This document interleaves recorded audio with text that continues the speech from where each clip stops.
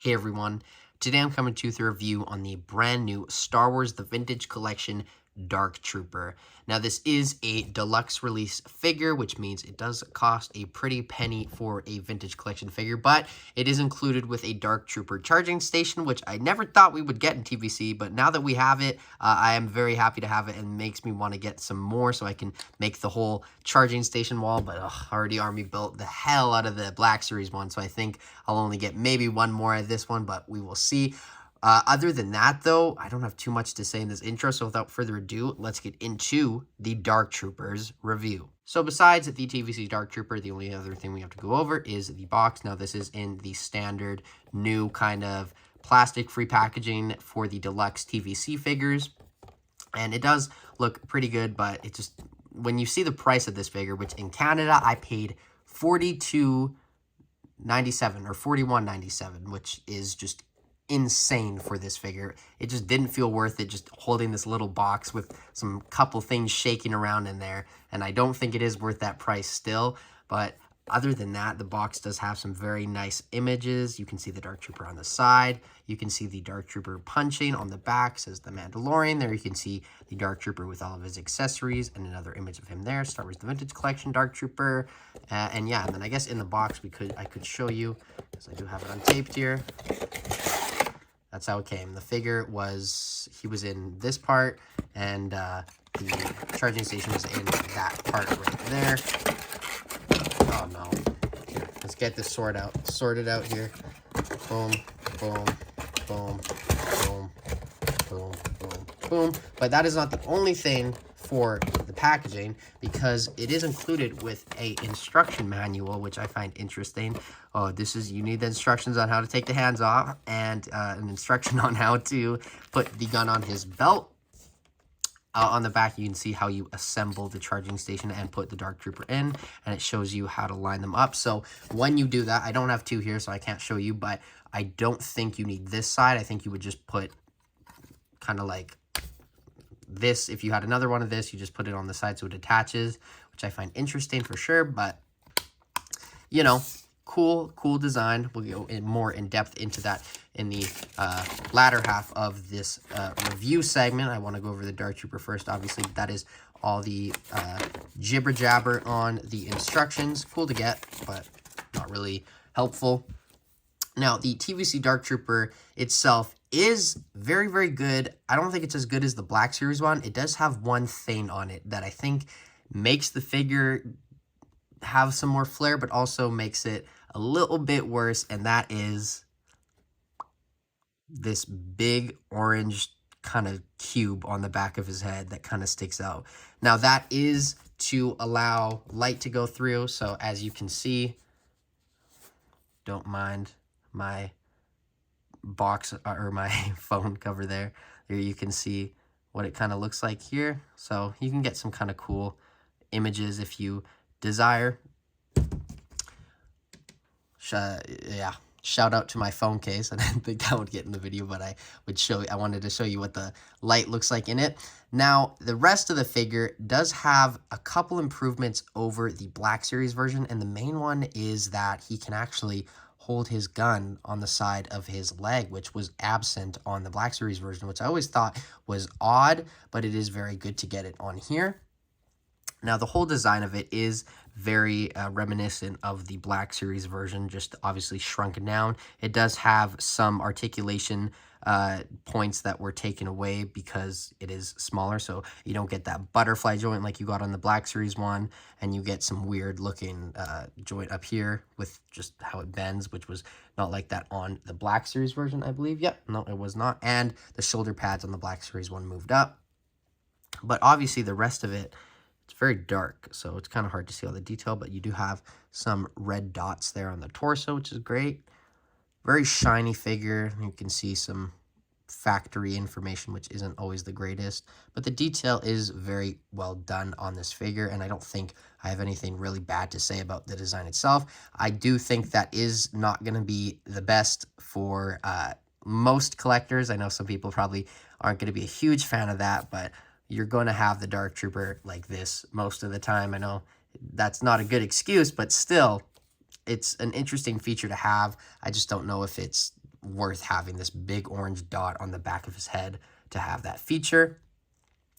Now, the other things I want to go over with this Dark Trooper is he does come with 2 repulsor effects for his boots, because you know what?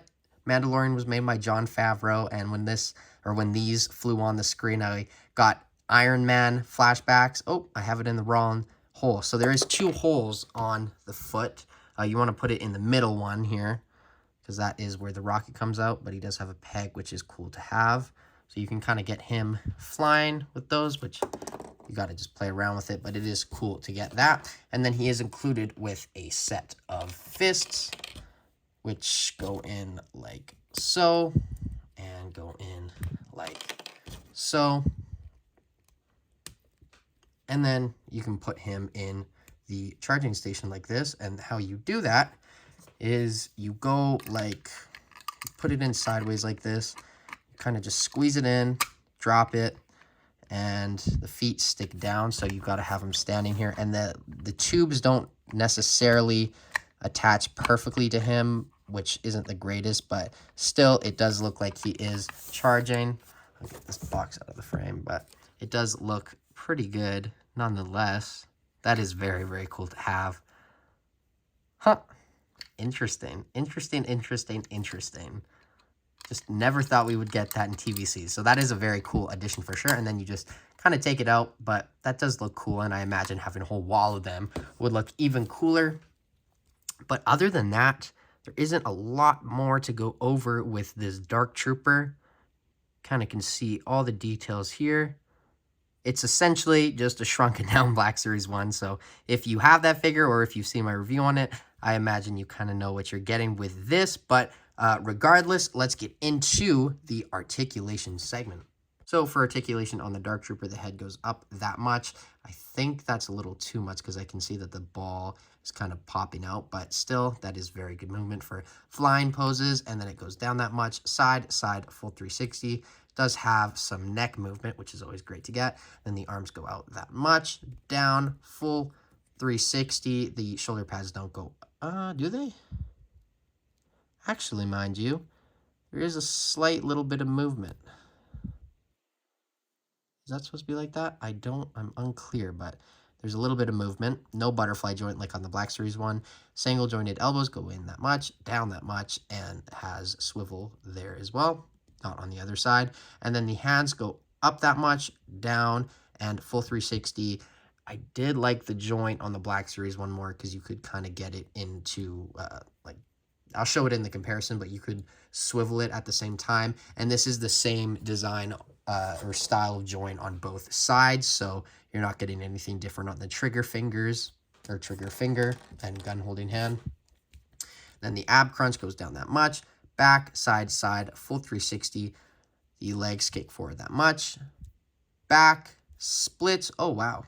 There you can kind of see some more detail there.